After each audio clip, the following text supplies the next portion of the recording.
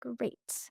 And because it is a STEPS tradition, for those of you who haven't attended one of these before, we always start with a set of words. And this is sort of to help us guide why we're here and why is it important. So I'm going to read them. Feel free to close your eyes or to look around at the room. It'll take about a second. So, show the easy place to start. As we navigate these transitional times and traverse the emerging regenerative territory, we commonly find that there is not always an obvious path to follow. With many questions to navigate, yet no single answer to guide us, we look for the footprints of others to consider where we might take our next steps. However, even the most experienced travelers in these spaces would admit they are continually finding their way. Unsure of what is around the next bend or over the next peak, this is an ongoing dance with uncertainty, switching between action and inspiration, acting before we think too much, and thinking before we go too far. So, although taking the first or next step can often feel like the hardest, know that you are not walking alone. Whether or not your own trail will become a valuable path for others doesn't matter. We help each other towards a regenerative tomorrow, not as experts, but as parents, neighbors, colleagues, and citizens. All our stories are unique, and all our voices are welcome. There are many paths up the same mountain. Great. So, without further ado, I would love to hand it over to you, Andy, to tell us a little bit about who you are, what you're doing, who's involved, and what does it actually mean to be the participation lead. Gosh, Esther, thank you so much. And I love those words. They're really powerful. Thank you so much. Hey, everybody. So I'm Andy. I'm coming to you from sunny Edinburgh today in Scotland.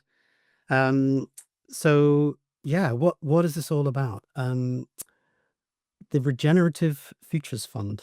What a lovely name. Um, so it's a new fund. It's a 10-year community fund for Edinburgh. So it's very place-based. It's constrained within the city limits. And the idea is to put decision-making power into the hands of those who are often most excluded. And I'll talk a little bit more about that in a minute. The aim of the fund is to support work that improves the lives of people who are living in poverty or experiencing racism, and whilst also contributing to a just transition. So as I say, very place-based and really quite focused as well in terms of the work that we want to fund. And the idea is to foster equity through power sharing. And key decisions are going to be made by some city residents, which is going to be hopefully pretty radical. 50% of the groups that we want to fund, we want to be led by people of color. And in terms of the structure of the fund, it's pooled money from different funders, donors, philanthropists. It launched around 2 months ago, but that's the tip of the iceberg. So one of my colleagues, Leah Black, has been working on this for, must be 4 years or more, developing the idea, gaining traction, gaining interest around the city, and starting to get money into that pooled fund. When we launched, it brought in some initial expressions, lots of initial expressions of interest from community organizations. And an initial cohort of those will be chosen by residents. And the idea is to create a 6-month, what we're calling a capacity building phase. So basically to get those organizations into a room together and start building collaborations and refining and redefining their proposals.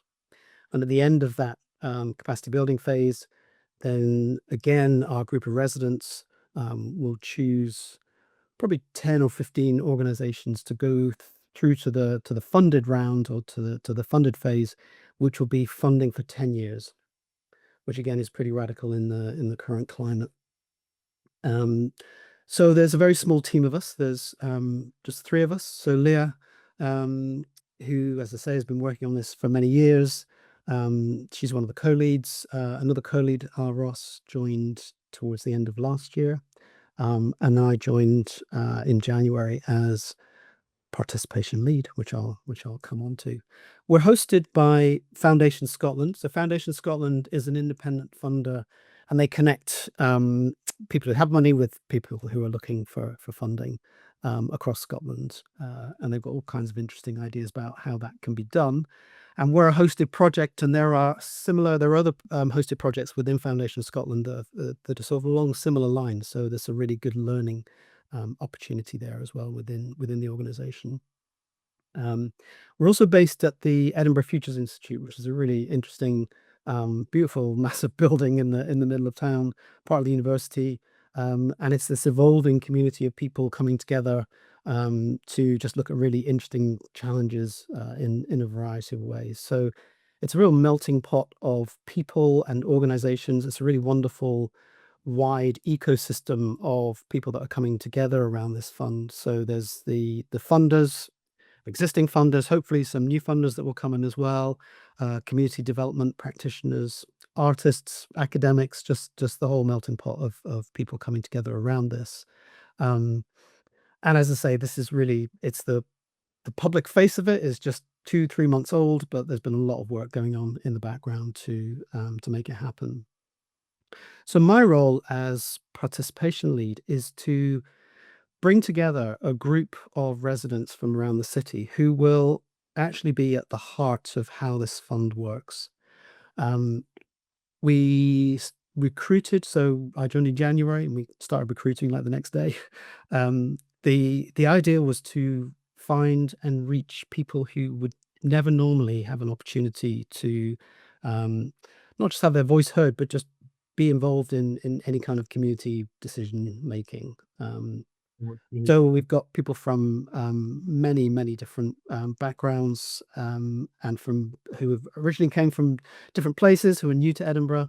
And as I say, my role has been to recruit them, bring them together, and now nurture them as a group of people who not only can be the best decision makers they can be, but also to act as a catalyst.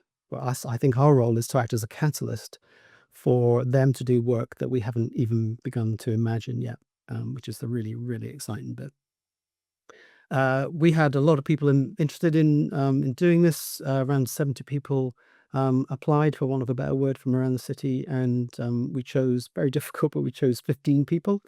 So we have a group of 15 people who have now met. I think we've had the 5th meeting last week, so they're just starting to really do some good work together. And we've been spending time, probably 2 to 3 hours a week, just getting to know each other and just spending time together, and developing that trust and care that this kind of work will need. And as I say, their role in the very near future is to start making decisions based on the proposals that are coming in from different organizations around the city. And then they'll be involved in this capacity building phase. Then they'll decide on who gets funded. But then what happens after that? That's the really exciting bit. What their role will be, we're not quite sure, but we're pretty sure that they're going to have a very exciting role. And the invitation is to be involved for those 10 years that the groups are funded. So that feels like a very different, certainly different to the kind of work that I've been doing before anyway. So yeah, I hope that gives you a rough overview of what it is. Awesome. Yeah, absolutely. Thank you. Thank you so much, Andy. And I have a couple of questions, folks, but as I said, if you start to feel a sense of, oh my gosh, something just passed me by, I want to know more about it, pop it into the chat, and then hopefully we'll also have a few more opportunities to come back to them. Um, but just to help us with framing and to figure out what we're asking and why we're here, I want to ask you potentially one of the harder questions that I have on my list, Andy, because it is more abstract. But Steps Collective, we talk about this word regeneration. We're talking about regenerative practice. Regenerative is in the Futures Fund title. So I'd be curious to hear from you a little bit more about your own journey to getting to know the word and the concept of regeneration or regenerative, whether within your own practice or within the scope of the role that you are currently hosting at the Mm. Yeah, it is a hard question. Well, I'll be totally honest. Before I started looking at this work, I think probably agriculture was the was the in for me, reading about regenerative agriculture. Um, but it's certainly in the work that we're doing here, I guess I've been really thinking around the restorative aspect of the word. For me, there's something around healing. Um, and also this, I think I use the word catalyzing or catalysts. There's something about becoming more than the sum of the parts. There's something about generating new things that we wouldn't have expected, or wouldn't have imagined.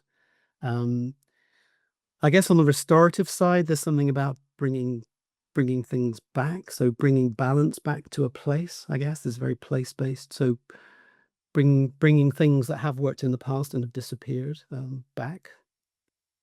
When I talk about healing, I'm really interested in. I know, having worked in other participative projects, or that, yeah. Um, I know that the people feel the contribution can be a really positive thing to do, to make. So there's something about sort of a healing type of contribution. So feeling lighter or more hopeful as a result of being involved in something or contributing to something. And then, yeah, I'm really excited about this generative part of it, in that there will be outputs and outcomes that we haven't even thought of yet, and it's the group that will shape that. Um, and I think we're just starting to sort of see some of those signs, actually. So, for example, we've been talking about, one of the things we'd like to do is to do some writing together. Um, but there are some really skilled and talented writers in the group, so why would we host that? Why don't we ask the group members to organize that, and bring their own writing skills to it? So there's something about tapping into the skills and the talents that are in they're in the group as well. Um, the other thing I wanted to say around that was that I've just been reading one of Rachel Sonnet's books, is her latest book, and she has a lovely description there about mutual aid, and it's something I hadn't really thought about so much before, but it was a pretty good. When I read it, it was a real good description, I think, for some of the things I'm hoping for. And she says that when we talk about mutual aid, we often think about reciprocity, and we think about a transaction. You help me and I'll help you. Um, and she says that it's more accurate to consider relationships of mutuality. I'm reading it now. Consider relationships of mutuality and equality among people who are taking care of each other. And she talks about it as like a circulatory system. It's a combination of little acts that together they add up to something in the service, maintenance, and restoration of a wider community. And I think that's what how I'd like to kind of frame regenerative participation, really, is that idea of, when we come together, we walk out lighter and more hopeful and smarter, and feeling more cared for them than when we walked into the room. Um, or when we did something else. And I guess that's something else I'd like to talk about, is,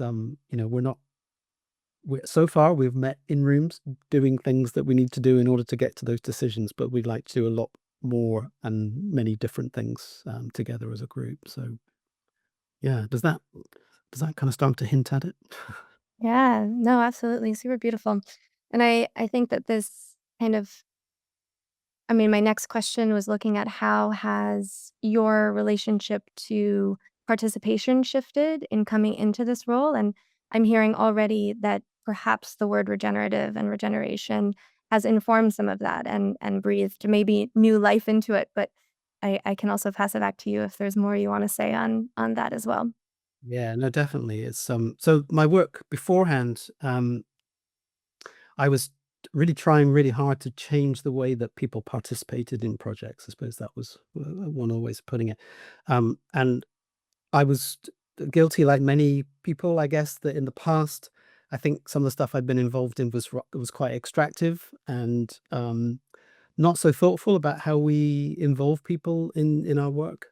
Um, and so the work over the last 10 years or so for me has been about, well, how do we change that, and how do we make it more meaningful for people to participate, but still constrained by external factors in terms of the budget, the brief, the time, often they're 6-month projects, 1-year projects maximum. And so I suppose what I've been unknowingly, I've been sort of looking at that spectrum of participation, thinking, well, how do I, at one end is like completely extractive, so focus group 1 hour or a survey, which, well, I've never done that, but anyway, but that could be the only interaction you might have with participants in a process. And then I guess the next level would be, well, we brought them in and, we gave them some nice lunch and we asked them lots of questions, and but we'll never talk to them again. But, it was more sort of participative. At least we spent a bit of time with them. But often I think about not hearing, people just don't hear the outcomes from the projects. There's no ongoing checking in with people. I guess the next, so that's kind of, actually I've got a lovely quote here from Design for Social Impact Lab that I was going to mention. Um, Here we go. They talk about the participation industrial complex, which I thought was a really nice way of putting it. Communities invited to share their trauma in beautifully facilitated workshops, only to never see the resources that flow from their stories. We Mm. call it participatory, but participation without power is just extraction wearing a nicer outfit. Mm. And I think I was probably making nicer and nicer outfits along the way. And but this is the real killer for me. It's another quote from them. The opposite of extractive research isn't just participatory research, it's research that builds collective power. And I think the only way you can build collective power is to intentionally design that participation in from day zero. Like, absolutely, it's built into you. It's not even, oops, we haven't put participation on the budget line or we haven't put it into the process. It's kind of in your DNA before you even start writing a proposal or you start a sort of day zero of the work. And so for me, there's something about the opposite end of extractive participation or involvement is through sustainable participation. So that's like the next level, which is people liked it, so they came back. So that's great because often people don't come back because we didn't do it very well. So that's the sort of the next level.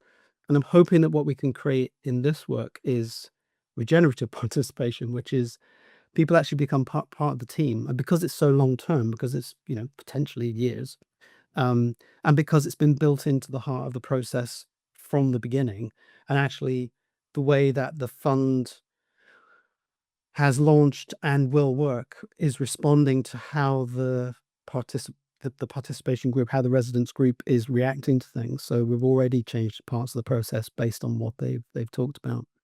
Um, then that's sort of, and also just being together like weekly at the moment, and that will calm down a bit, but being together a lot, that regenerative participation, I think, is the other end, which is where instead of just taking stuff from people, we're actually hopefully giving back to the group, and the group is giving to each other. So it's a real spectrum for me anyway. Now it's become this sort of spectrum of how far away from extractive can we get? How far can we push it so that we're doing meaningful work together, and people will feel lighter and maybe healing, or there's always a lovely other things that can come from the experience. Mm. Beautiful. Yeah, I like this, sustainable participation to regenerative participation. And I might even ask at some point for you to drop those quotes into the chat as well for all to carry because they were great and super interesting. Um, my I guess some of the specifics of what regenerative participation looks like is still a bit vague for me, but I wanted to come quickly to the word convening, which was our last word from last week, this month. And, we've been exploring a lot of these questions around citizenship and what does citizenship look and feel like. We've kind of landed in many ways on the role of convening in citizenship as being something that is active and that you're participating in, but is also healing. Um, and I know that it's only been a few months, but as you've begun this journey of bringing citizens together through your work, have you come to understand something more deeply about the act of convening? Is there anything that you um, either has surprised you or you feel more urgently needs to exist in other organizations or other projects? And I know you've mentioned it a couple of times about getting people into the room together. So, Yeah, I think when we start, we there is a power dynamic in that we've invited people who have accepted the invitation. We're in the room, and we tend to be at the front of the room, or the next to the screen, or handing things out.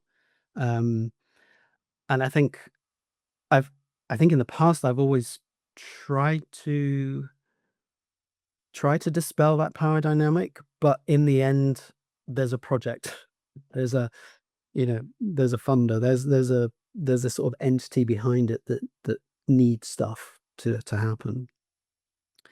And I think whilst at the beginning of the Futures Fund work with the residents group, I think that exists a little bit because we've got these decisions to make, and there's a process that we've been through, which has actually been really interesting as well, which if we have time, I'm happy to tell you about. Um, but I think I'm very keen to again to disperse that power very quickly, and to start takes me back to the huddle, actually, Esther, about that holding space. It's like um, inviting people to be the convener in different places and different spaces, and to do with the time what they feel is useful and exciting and helpful for people. Um, and so even the way we frame it, the context that we give it is, it's not going to be a workshop that's led by somebody else. It's going to be the time we spend next week together. And it's Jim's turn or whatever. It's there's there's there's something about yeah. One of the things I was thinking about, I guess, is that they're learning spaces, and it's something I hadn't thought about quite so much. So again, it's always been sort of almost teaching spaces or imparting knowledge, or, I've got this lovely process, I'm going to take you all through it. Um, we've had examples of where we just ripped up the plan for the day and just let it, and it's been fantastic. And so being led by the group, truly led by the group, I think has been really fantastic. So there's something about, that convening thing, which is the main thing is to get people through the door, and then we're away. I think having an agenda, having there are certain things we have to get through, there are certain things we need to do and decide together. But apart from that, yeah, how can we use that time in different ways that that's not what we expect, as well as what they might not expect either. Mm, So there's learning spaces. We've also I'm learning not to underestimate as well. So I was wary about introducing a few things at the beginning. No need to worry. I don't know why I was so wary about it. So, yeah, being really bold about the things that we ask people to try with us, and rhythms and rituals. So, Esther, again, I learned this from you. There's something for me. There's something really important about introducing rhythms and rituals, and I don't think we've had enough time yet to do that. I don't think we spent enough time together to get that. But even simple things like just checking out with people before they leave, just making sure everybody's okay, and what do we get from this, and really simple things like that. Yeah, I think we'll happen upon some traditions. I like mm, the words. I think we'll happen upon them, and some of them will be ours, and some of them will be other people's. So yeah. beautiful. I think this is a good moment to pause. And I wanted to get just a pulse check on who is kind of actively in the room. No shame, but if you can emoji react, just so that I know who's here before I maybe convert us into a slightly different format. Otherwise, we'll continue on. Okay, I see Kathy, I see Vari, I see Chris, Misha, Ivan, Charlie, Nina, Jess. Are you around with us? John's back. Okay, we're gonna try a little method. Tony and Hubert, I see you with us as well. And yes, on the go, love it. On the move is super fine. You can continue to listen. Nothing dramatic is going to change. The one invitation is we're gonna do a little bit of a fishbowl. So kind of imagine that we're in a room together, and the kind of classic fishbowl, there's 2 to 3 chairs in the middle, and then we've got folks on the outside. So the folks on the outside can be those who are on the go. And for those of us who maybe have questions that we want to bring, or comments or thoughts, The invitation is this. Tony and Hubert, it's been wonderful seeing your faces, but if you might actually turn your video off, um, and then go, if you would like, for those of you on a computer, you can go to the 3 dots in the top right-hand corner of your video and select, um, hide non-video participants. You might need to also go to someone else's. So hide non-video participants. So you should probably just see me and Andy at that point. And the invitation here is we should always have at least 3 people with their videos on. And those 3 people can be in conversation together, they can be listening. Um, you might have a question. So I know, Ivan, I saw you popped a question into the chat. Maybe we can start with that. Um, but this is sort of our fishbowl setting. And if someone turns their camera off, Andy and I can talk all day. We want more people in the room with us chatting. So, again, an invitation. For those of you who don't want to switch your camera off, but still want to be in the fishbowl, I would invite to say, hey, I'm jumping into the chat, and then unmute yourself. We can still hear you even if your camera isn't on, of course. So again, if turning your camera on isn't the vibe, absolutely welcome. I'll have my eye on the chat to make sure that we're keeping an eye there. So without further ado, if anybody wants to join us, switch your camera on, and I will reflect back to you, Andy, just a thought I had in response to your last question. And we can be derailed if needed by someone else. Sure. Because I was thinking as you were talking about these traditions and rituals, a little bit of a kick that I have been on lately is on this feeling of rehearsing. And something I've really loved in observing the work that you all are doing and thinking about this long horizon when it comes to participation, which feels very regenerative, is how are these spaces that you've created with the Regenerative Future Fund opportunities for rehearsal and like rehearsal of civic imagination or civic health, civic participation?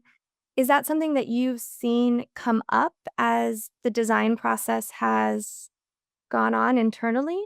Or is it not quite clear what's being rehearsed in these rooms? Yeah, any reflections there? Mm. Yeah, I don't think it's clear what's being rehearsed yet.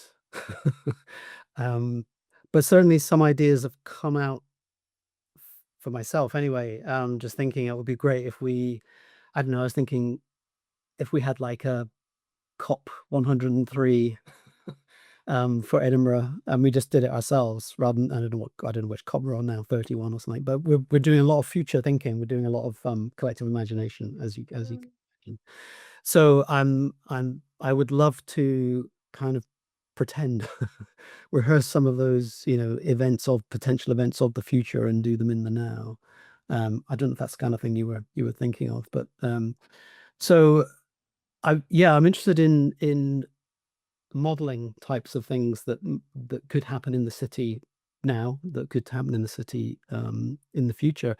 But actually, just even that collective imagination. So we've done that as a group of 15 people, but wouldn't it be amazing to do that with, the people that are also potentially being funded or who are being funded? I think working alongside the people that are doing the work, as it were, and doing some imagination with them would be amazing.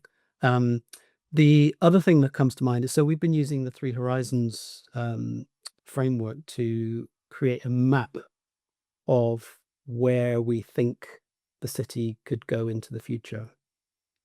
And one of the things we'd really like to do with that, so at the moment it's a graph with lots of post-its on. Something we'd really like to do with that is to create something very beautiful from that, some kind of creative output that tells the story in a much sort of more accessible way than a bunch of post-its on a graph. Mm. And so for me, there's something there's something that we're rehearsing there, which is helping people to first of all, helping people to use their imagination, but then helping them to turn it into something that is useful for them to develop their ideas. And it might even be business proposals. We don't really know what's going to come in yet, but help them to develop their ideas, but in ways that aren't, just lots of words on a proposal. It could be a picture, it could be adding to our map. So rehearsing different ways of thinking about what we need to do in the future, if that makes sense. Beautiful. I also see we've been joined by Hubert and Ivan, so I will pass it, I think, to Hubert. You were rolled up first. Thanks. I was wondering if you could tell us a little bit more about how you arrived at these 15 eventual participants. And I came to this question by thinking about the structure that is behind those participants. They represent or might not represent a community or a group.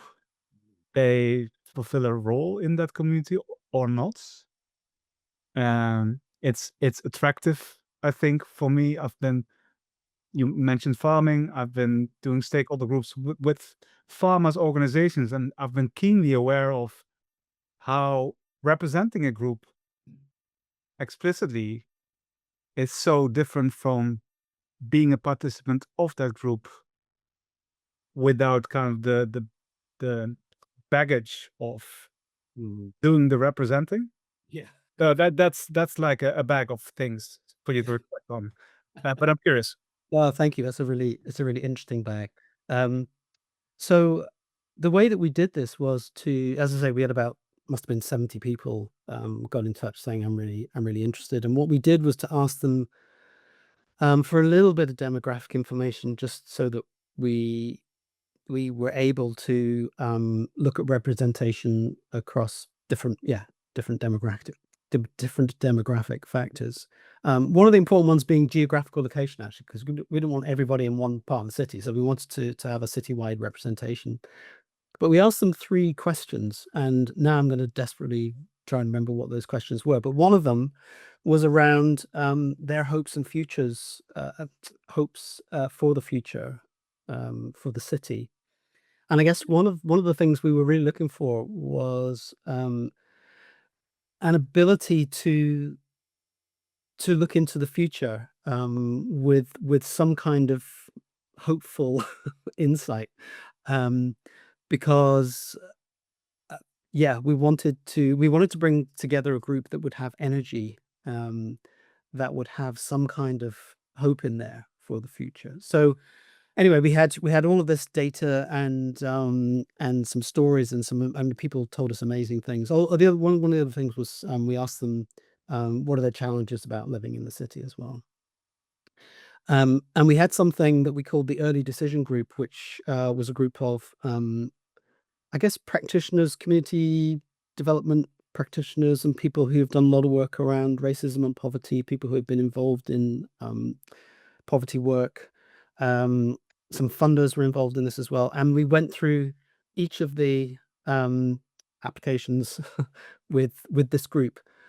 And went through one by one, and we read the lines, we read between the lines, we looked at representation across different groups. We did several passes, different sifts of the groups, and we arrived at this group of 15 or so that we thought that would be a good start. And of course, it's not representative of everyone in the city. You can never represent everybody. We've missed out a number of people, and we'll be the aim is to do sort of an ongoing recruitment of people along the way, because there are lots of different parts of the process to get involved in. So that's the kind of the guts of the process. The other thing to say is that it's a bit binary, that you're either in or you're out, and if you're out, then what? And I guess the other thing we're interested in here is, because of the longevity of the project, it's possible to go back to people and say, look, we're really sorry we couldn't include you in the group to start off with, but this other opportunity has come up, or so for example, we actually needed a translator recently, and it turned out that one of the people that had applied but couldn't get in has helped us out to do that. So are there other opportunities for people to come in and support this work in some way? And it might be to directly support the group, or maybe it'll be to support the organizations that get chosen along the way. So there's something about taking the binary out of you're in the club or you're not, you're in the group or you're not. It's it's a general invitation to bring the residents of the city into some kind of conversation. And maybe in 3 years' time or 8 years' time, it'll be thousands of people. We don't really know. But at the moment, it's manageable and it's representative enough to start those conversations with 15. And the breadth of experience and the insight that's coming out of just those 15 people is more than, more than we can manage right now. So yeah, I guess it's a constant challenge that we all have in our heads, which is, have we got the right people? Are we getting the right insights? Chances are yes. Does that help? Is that useful? Thanks, Hubert. Great question. Ivan, you were talking about more than human participants. I don't know if that was something you wanted to. Yeah, I was because I was interested in, like, when you were talking us about representation, like, and regenerate. I was thinking like how you can reach regeneration and participation if you don't involve in some way or form also the larger community that is not only the human one. And I have to say I love the fact that it's 10 years and that like longitudinal along it's for sure gonna bring a lot of different insight. But I was curious, what is your point of view on how do you involve people that don't have entity that don't have any voices or not traditional voices? It's a fabulous question. The honest answer is we don't have any representation on the group yet, but I would love it for the Water of Leith, which runs through the center of the city. I would love that river to have representation. I would love for the wildlife corridors that are planned for the city to have some kind of representation. And I think it's, I think we've already overloaded ourselves and the participants with so much stuff to. I think we reminded them the other day that the invitation was to be involved for years, and it was kind of course we've forgotten that bit. So I think all of these things are really great reminders of what we want to bring in along the way. And as you say, the 10-year, that kind of wide window gives us the opportunity to say, we'll do that in 6 months' time. We'll try that in a year's time, and we're kind of collecting things. We're like magpies. We're just collecting things as we go along. Think, how can we bring that in? But I do love the idea of nature having a seat at the table. And actually, do we recruit somebody to then represent different more than human entities? And one of the amazing things about being based, I guess, at the heart of the university, really, and in the Futures Institute, which just has, as I say, this amazing sort of melting pot of people doing some really incredible, interesting stuff, is to bring people in at different points and say, how can we bring your work in? I'm talking to an architecture researcher later on this afternoon about their work, looking at the impacts of the work that we do in a city, but how does that impact the nature around the outside of the city? Because we go and dump all the earth and all the rubbish from the construction, we go and dump it somewhere else. So there are many opportunities to bring in really interesting and valuable work into this space, in a really kind of thoughtful and hopefully slow. And when I say slow, I mean as in the sort of the slow movement. Bring it in the slow way that is careful. And at the right pace that is meaningful for people, rather than throwing everything into the pot at the same time. But thank you, Ivan. It's a really great reminder of. Thank you very much. Thank you. Thank you. I'm gonna potentially represent your question, Kathy, unless you want to turn your camera on and join us. With no pressure, I'll give you 2 seconds. Yeah. I don't mind that. I just didn't know how to interrupt the flow of conversation politely. So being invited was great.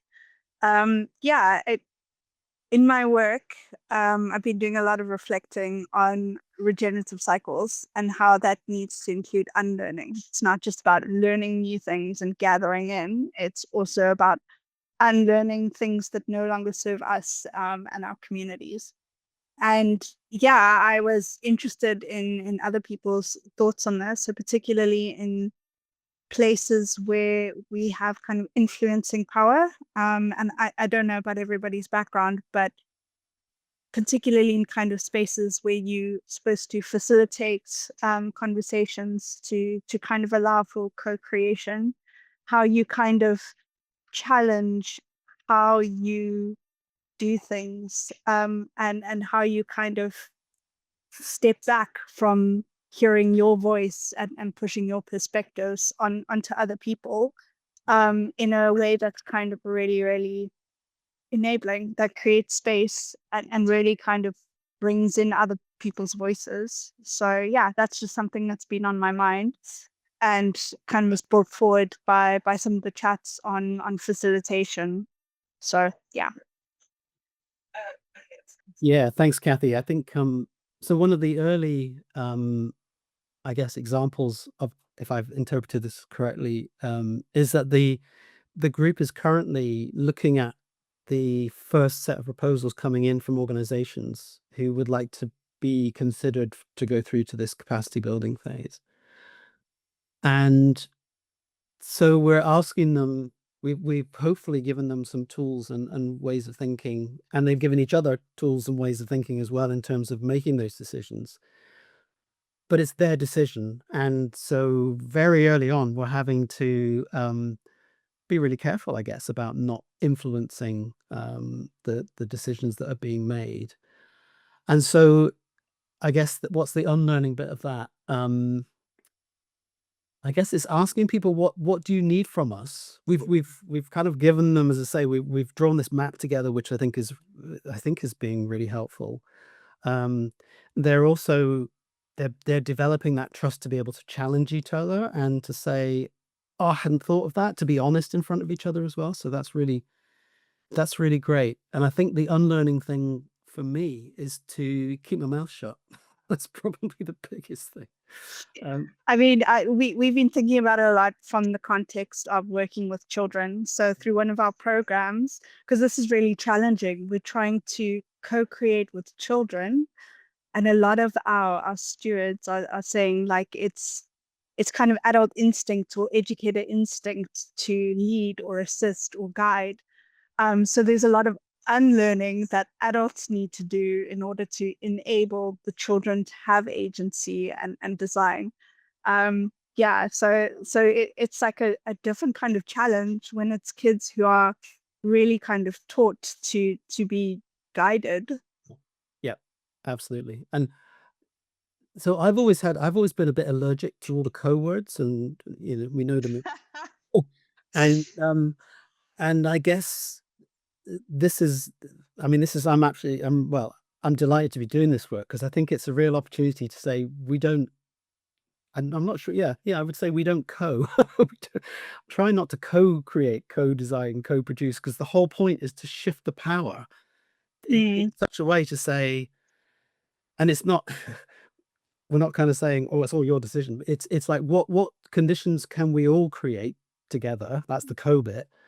But then the decision is theirs, or the what goes out into the world is that group's, so the all the code words are about sharing power, I think. So Yeah, so it brings power into the equation and makes it front and center. So even though the focus is good in terms of sharing power, it's, yeah, I'm not sure that it should be the thing that continues to be front and center of the work that we do and the conversations that we have.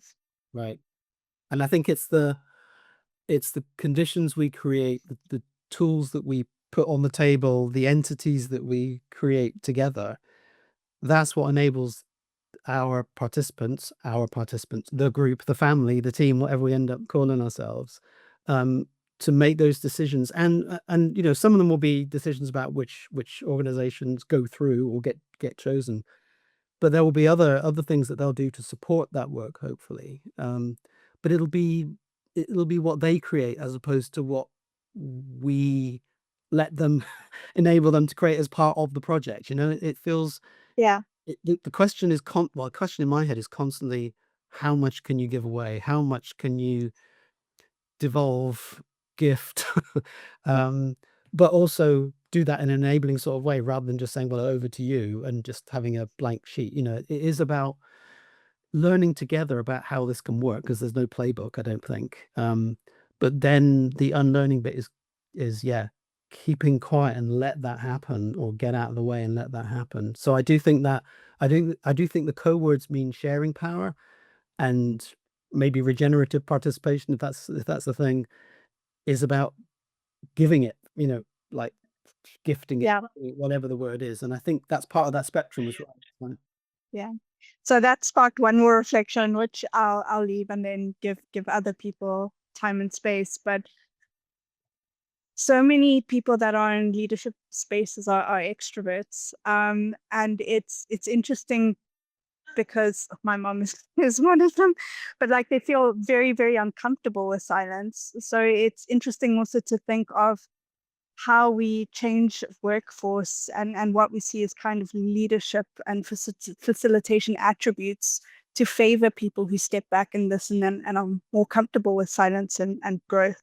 Yeah, no, that's a lovely thought. I think practice it. I think we all have to practice it, right? I think even doing those lovely collective imagination things, just relax into it, and then we get all the chatter afterwards. But there's something about sitting in that silence, sitting in that waiting.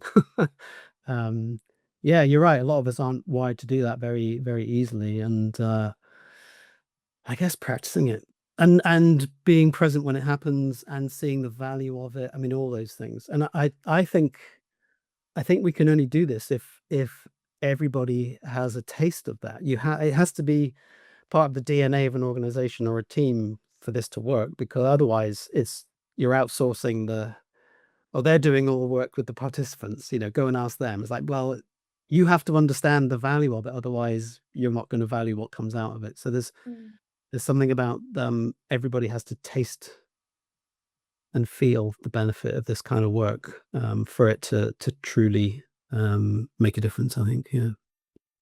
I think that's a beautiful place to end. And I would invite, I know Kathy, you just turned your camera off and no pressure. If everyone wants to hover over my photo, my video, you can then have all the 9 video participants come back. So you click show non-video participants, and now you'll see everybody plus me and Kathy and Andy. So we've got about 3 minutes left. For those of you who wish to turn your camera back on to say a hello, please feel welcome and invited to.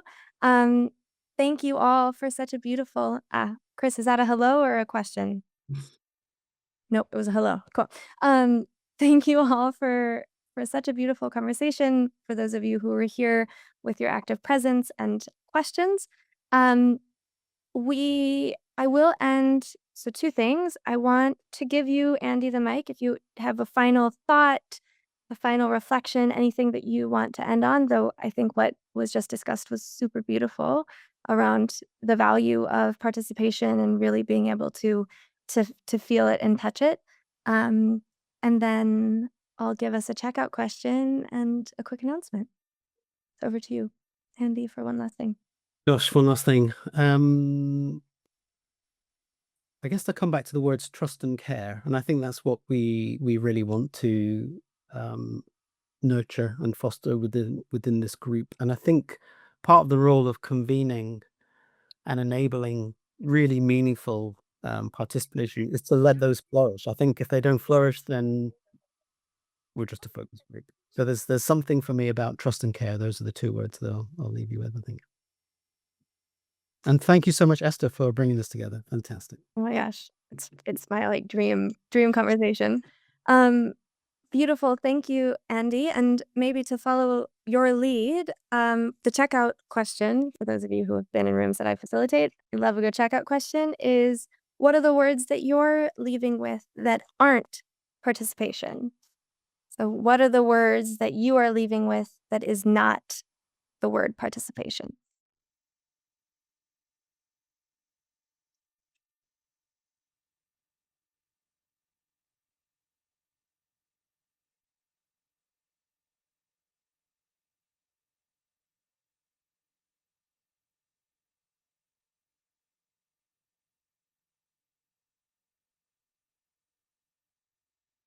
Calmness and learning and rehearsal. listen, let things percolate. Place-based, less co. Awesome. After you, unlearning trust and care rehearsal. Beautiful. Slower pace, but more meaningful. Thank you all for sharing these. I wish you time and space to continue this reflection. We will be back next month with a little bit of a continuation of some of these lines of thought. So please join us, and we'll send out the newsletters and all of these things. I'll stay back for a few minutes to chat in case anybody has any final thoughts or reflections, and hope to see you out in the world doing all of the beautiful work that you're doing. So thank you, Andy, for being here. Much appreciated. And yeah, thank you all. Talk to you soon.